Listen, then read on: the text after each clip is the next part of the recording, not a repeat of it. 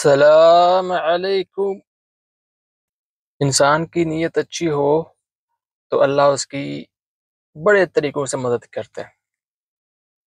شروع کرتے ہیں اعوذ بکلمات اللہ التامات من شر ما خلق۔ زکریا عراق سے اپنا واقعہ بیان کرتا ہے جو اس کے ساتھ پیش آیا، اور اس سے پہلے وہ مختصر اپنی زندگی کے بارے میں بتاتا ہے کہ جب میری عمر 1 سال تھی تو میری ماں ابا کو چھوڑ کے مجھے چھوڑ کے تو ایک امیر شخص کے ساتھ شادی کر لی، کیونکہ میرا ابا بہت غریب تھا، ٹرک ڈرائیور تھا میرا ابا۔ اور مجھے ابا کی غربت کا اندازہ کب پتہ چلا؟ جب میں 19 سال کا ہوا تو میں ابا کو دیکھتا تھا، بیچارہ محنت بھی اتنی کرتا ہے لیکن کچھ بچت نہیں ہوتی۔ تو میں نے ابا کو کہا، ابا اب میں جوان ہو گیا ہوں تو تم مجھے ڈرائیونگ سکھا دو تاکہ میں ٹرک چلاؤں اور تم آرام کرو گھر میں ہی۔ تو میرے ابا نے مجھے ڈرائیونگ سکھا دی، تقریباً 10 دن لگے، میں سیکھ گیا۔ پھر میں نے ٹرائی دی اور میرا لائسنس بھی پاس ہو گیا، میرا لائسنس بھی بن گیا۔ تو اب جہاں ابا نے ٹرک لگایا ہوا تھا اپنا، وہ ایسا تھا کہ وہ بہت بڑے بڑے فیکٹریز ہیں جہاں پر سامان بنتا ہے، وہاں سے سامان لے کے تو پھر وہ اپنی مارکیٹ میں بھیجتے ہیں۔ تو مجھے اندازہ یہ ہوا کہ ابا جو ہے نا ان سے اجرت ہی اتنی، کرایہ ہی اتنا لیتے ہیں کہ صرف ابا کا ڈیزل کا خرچہ پورا ہوتا تھا۔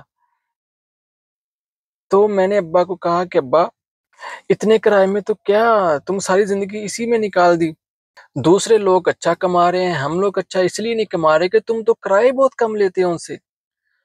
تو جب میں نے اس دکاندار سے، اس فیکٹری کے مالک سے کرائے کا مطالبہ کیا کہ زیادہ کرایہ کم ہے، تو اس نے کہا میں اتنا ہی دے سکتا ہوں۔ تو میں نے وہاں سے گاڑی نکال لی، ایگریمنٹ جو تھا وہ کینسل کر دیا۔ میں دوسری جگہ کے اوپر جاتا ہوں، اپنی گاڑی کے لیے بات کرتا ہوں، کوئی یا اتنا ہی کرایہ دیتے ہیں یا کچھ اس سے کم بولتے ہیں۔ تو ایک شخص نے مجھے کہا، وہ بھی ٹرک ڈرائیور تھا، اس نے کہا کہ بیٹا ایک بات کرو، تم ایک کام کرو، تم جو ہے نا یہاں سے بغداد چلے جاؤ۔ ہمارا شہر تھا تکریت، تم بغداد جاؤ، بغداد میں بہت بڑے بڑے فیکٹریز ہیں، وہاں پر تمہیں کوئی اچھا بندہ مل جائے گا، وہاں کام ٹرکوں کی بہت ڈیمانڈ ہے۔ تو میں نے اپنے ابا سے بات کی کہ ابا یہ معاملات ہیں، تو میں بغداد جا رہا ہوں۔ تو ابا نے کہا ٹھیک ہے جاؤ، دیکھو ملتا ہے کام تو لگا لو۔ تو میں چلا گیا۔ اب ایک دو فیکٹری کے اوپر میں گھوما تو کچھ بھی نہیں، پھر ایک فیکٹری کے اوپر گیا تو وہ بندہ مان گیا، اس کو ڈرائیور چاہیے تھا۔ تو وہ مجھے لے کے اپنے سٹور میں گیا جہاں پر ان کا سامان ہوتا تھا۔ مجھ سے پہلے بھی 3 پاکستانی وہاں پر ٹرک ڈرائیور تھے، وہ بھی ان کے خود کے ٹرک تھے، جس طرح یہ میرا خود کا ٹرک تھا۔ تو جب میں وہاں پر میری ڈیل ڈن ہوگی، مجھے بہت اچھا کرایہ انہوں نے آفر کیا، تو وہ جو 3 پاکستانی تھے نا، وہ مجھے بہت بری نظروں سے گھورتے تھے۔ مالک سے بات ہوئی، مالک کویتی تھا، اس کو میں نے کہا کہ میرا باپ ساری زندگی اس نے ٹرک چلایا تو اس کو اتنی اجرت نہیں ملتی تھی، اپنے سارے حالات اس کو بتائے۔ تو اس کویتی جو مالک تھا اس کمپنی کا، وہ مجھ سے بہت خوش ہوا کہ ایک تو چھوٹی عمر میں اور تیری سوچ بڑی اچھی ہے کہ تو اپنے باپ کو گھر بٹھا کے اس کے لیے تو باہر نکل آیا کہ میں اب کام کروں گا، ابا تم آرام کرو۔ تو جب وہ پاکستانی نے دیکھا نا کہ یہ کویتی کے ساتھ، مالک کے ساتھ اس کا بڑا پیار ہو گیا ہے، یہ اس کو بڑا پسند کر رہا ہے، تو وہ مجھے بڑی خطرناک نظروں سے دیکھتے تھے۔ اس کمپنی کا جو منشی تھا اس نے مجھے کہا کہ زکریا یہ جو بندے ہیں نا، ان سے تم بچ کے رہنا، اب ان کے ساتھ زیادہ بات چیت نہ کرنا اور اپنے آپ کو سیو رکھنا، ٹھیک ہے؟ میرا کیا کریں گے؟ میں نے تو ان کا کچھ بھی نہیں بگاڑا، کہ آپ جو بھی ہے تم اپنے آپ کو سیو رکھنا، اور فعلاً ایسے ہی کیا۔ اب یہ جو فیکٹری ہے اس کا کام یہ تھا کہ یہاں سے مال تیار ہوتا تھا، اس کو لے کے جانا کویت، اور کویت سے کچھ سامان جو اس کے متعلق ہوتا تھا وہ لے کے آنا ہوتا تھا۔ تو مجھے ٹرپ ملا کویت جانے کا سامان لے کے۔ اب یہ جو تینوں پاکستانی ہیں، یہ بھی اور میں بھی، ٹوٹل 4 ٹرک وہاں سے نکلتے ہیں۔ تو یہ جب ہم لوگ روڈ کے اوپر جاتے ہیں نا، تو یہ مجھے چیزنگ کرتے ہیں، یعنی مجھے ایکسیڈنٹ کرنا چاہتے ہیں، کبھی میرے آگے بریک لگاتے ہیں۔ تو میں احتیاط سے کرتے کرتے ایک جگہ مجھے پیٹرول چاہیے تھا، ڈیزل، تو میں ڈیزل کے لیے رکا۔ تو یہ تینوں، میں ان کو دیکھ رہا ہوں، یہ تینوں چلے گئے۔ تو میں نے کہا چلو، یہ جو مجھ سے کرنا چاہ رہے تھے وہ، ان سے میں بری ہو گیا، بچ گیا۔ کویت پہنچا، ان کی گاڑیاں خالی ہو گئیں، میری گاڑی بھی خالی ہوئی۔ وہ کویتی بہت خوش ہوا، اس نے مجھے پیسے دیے اور ایکسٹرا پیسے بھی دیے، جس سے میں بہت خوش تھا کہ آج پہلی دفعہ میں نے پیسہ کمایا، میں ابا کو جا کے دوں گا، اور بہت زیادہ پیسے تھے۔ وہاں سے ہم لوگ سامان لے کے نکلتے ہیں۔ 2 دن کا ٹوٹل ٹائم لگتا تھا جانے کا، اور 2 دن آنے کا۔ ان کے سامان پیک ہوئے، میرا سامان پیک ہوا، یہ مجھ سے پہلے نکل گئے، اور جب یہ نکلے تو میری طرف دیکھ کے ہنس رہے ہیں۔ تو پتہ نہیں کیوں ہنس رہے ہیں۔ بہرحال جب میں راستے میں گیا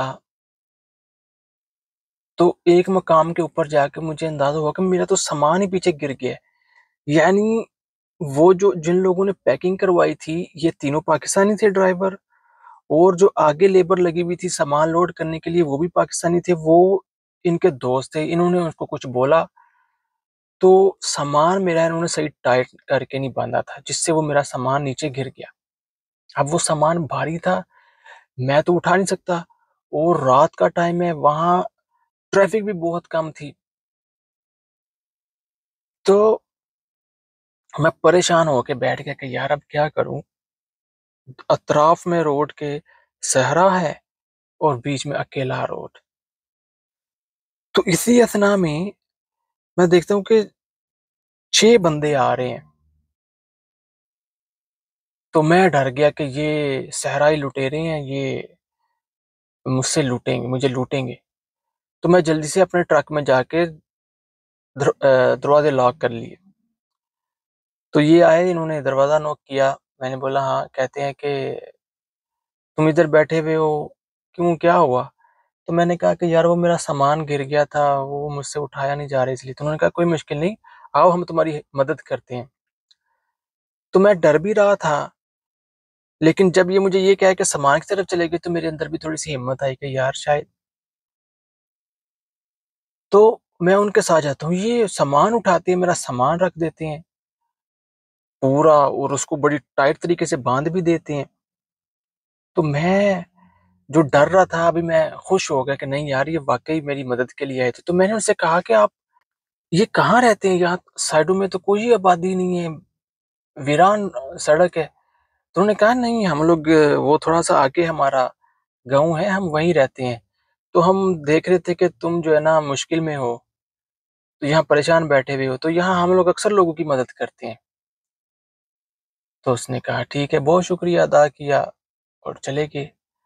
جب میں سامان لے کے پہنچا عراق میں، تو وہ پاکستانی میرا انتظار کر رہے تھے، دیکھ رہے تھے ہنس سے۔ جب دیکھا کہ سامان لے کے آ گیا ہوں تو وہ پریشان ہو گئے، ان کے پھر وہ تیور بدل گئے، غصے سے میری طرف گھور رہے ہیں۔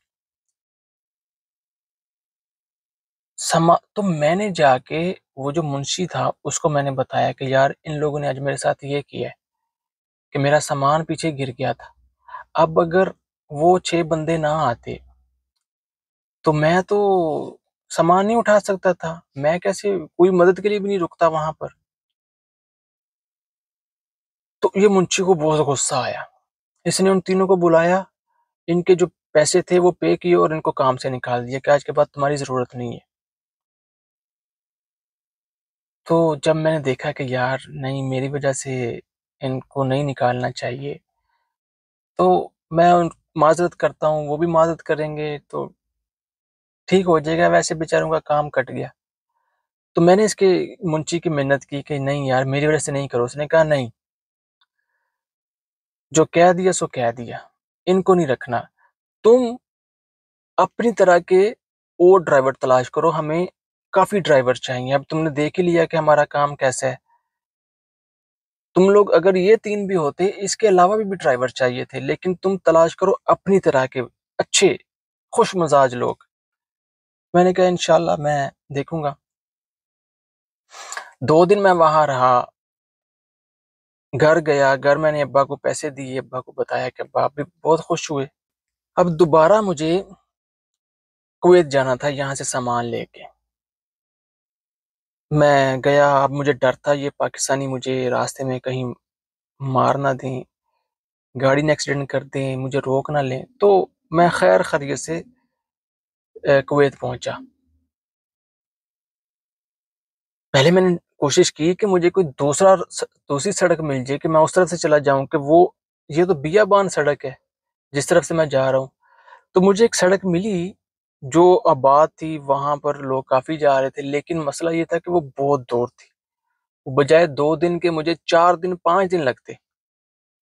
تو میں نے کہا توکل اللہ، کچھ تو آبادیاں تو ہیں وہاں پر، جیسے وہ مجھے لوگ ملے تھے 6 لڑکے، تو ایسے اور بھی گاؤں ہوں گے، کبھی کوئی ضرورت پڑی تو لوگ مدد کر دیں گے۔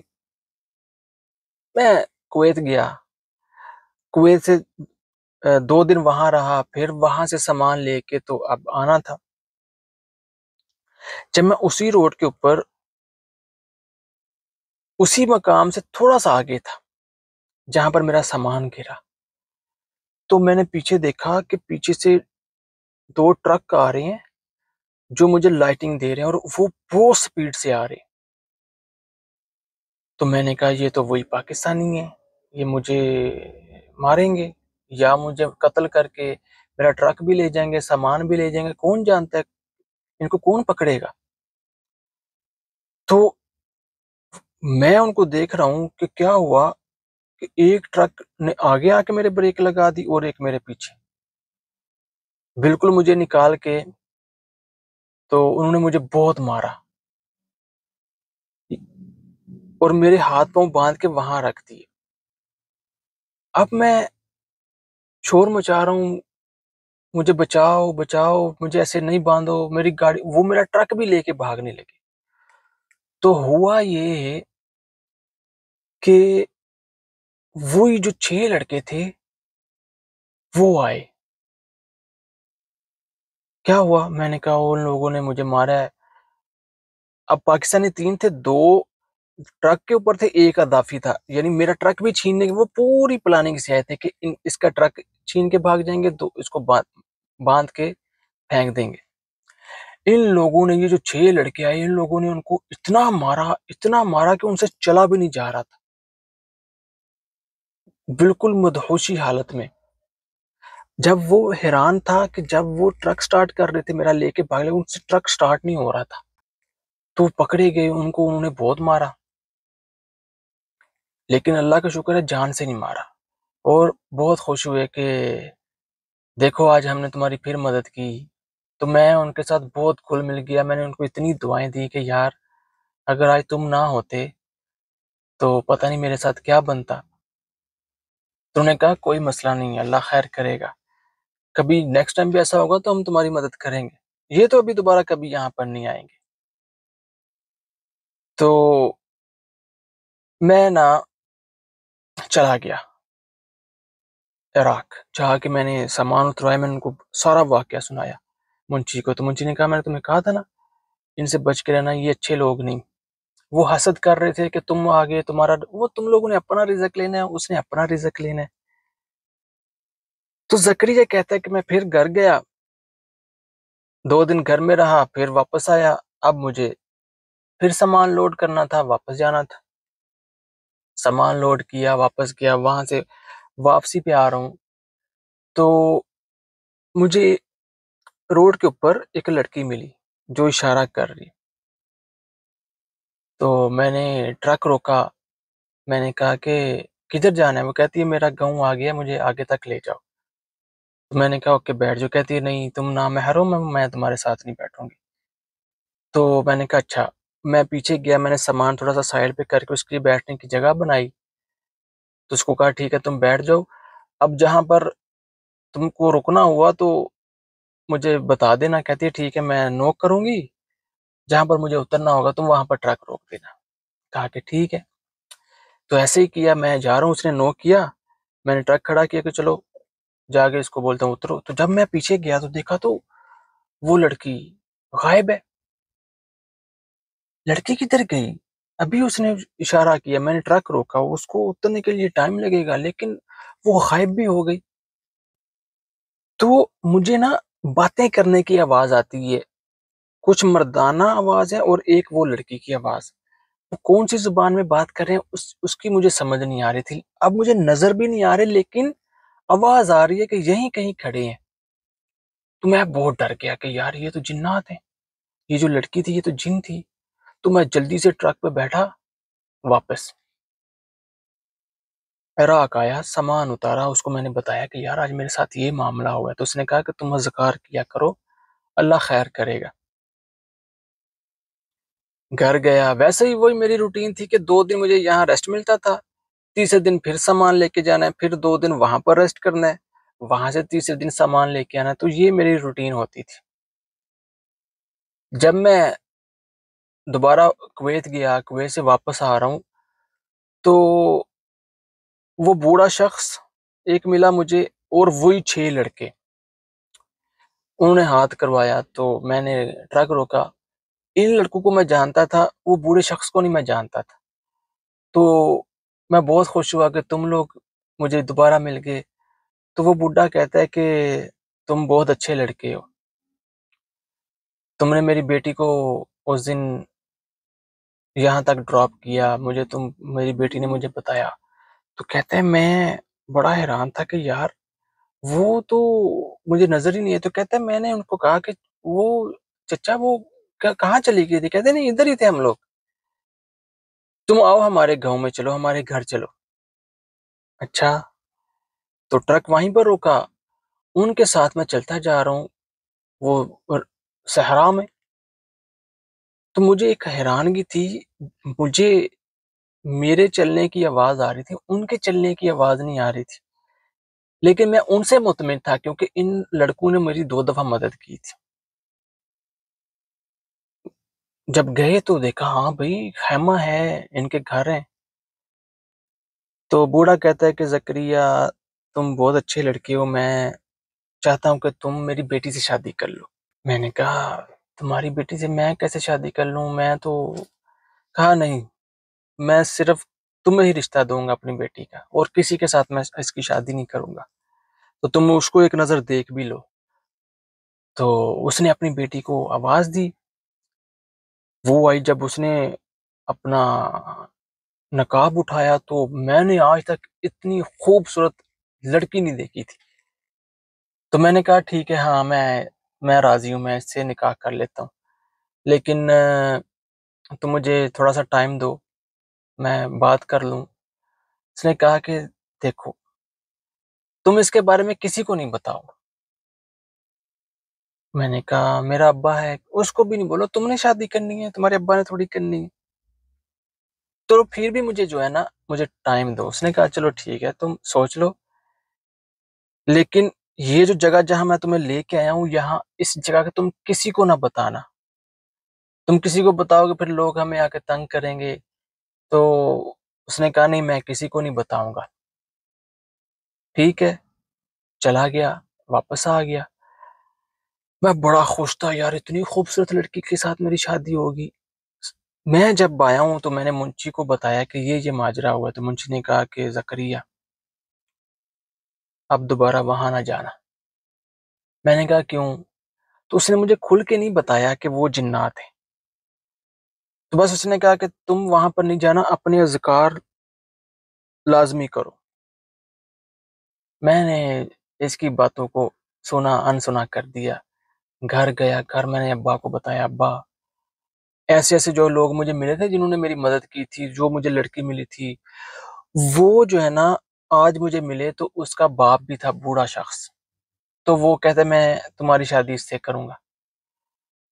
تو اس کا باپ سن کے کہتا ہے تیرا دماغ ٹھیک ہے؟ کیوں ابا میرے دماغ کو کیا ہے؟ وہ جن کی تو باتیں کر رہے ہے وہ مجھے انسان نہیں لگ رہے. کیوں ابا؟ وہ انسان ہی ہے. تو ابا نے کہا چلو ٹھیک ہے، ایک شرط ہے. کیا؟ مجھے ساتھ لے کے چلو، میں اس سے بات کروں گا. تو زکریا کہتا ہے میں بھی بڑا خوش ہوا کہ میں بھی یہی چاہتا تھا کہ میرا ابا اس سے بات کر لے، لیکن وہ بوڑھا شخص کہتا تھا تم کسی کو نہ بتانا. لیکن یہ چیز میں ذہن سے بھول گیا کہ اس نے کہا تھا یہاں کسی کو نہ لے کے آنا. 2 دن کے بعد جب گئے وہاں سے سامان لیا، کویت سے 2 دن رہے، تو واپسی سامان لے کے جب آ رہا ہوں تو اسی مقام کے اوپر میں نے آ کے ٹرک روکا. اب ٹائم ہوتا ہی رات کا تھا. تو ابا کہتا ہے یہاں کدھر آ گئی بستی جو تو کہہ رہا ہے، ابا میرے ساتھ چلو. تو میں ابا کے ساتھ چلتا ہوں. آ کے تو ان کو بتاتا ہوں کہ یار یہیں تھی وہ آبادی. تو اسی اثنا میں نا ایک اونٹوں کا قافلہ آیا، ایک لڑکا ان کو ہانکتے ہوئے آ رہا ہے. تو اس کے پاس جا کے کہا کہ یار یہاں کوئی گھر ہے، 6 بھائی ہیں، ان کا بوڑھا باپ ہے. کہتا ہے یہاں کوئی ان سا گھر آ گیا، یہاں کوئی کسی کا گھر نہیں ہے، تم پاگل ہو.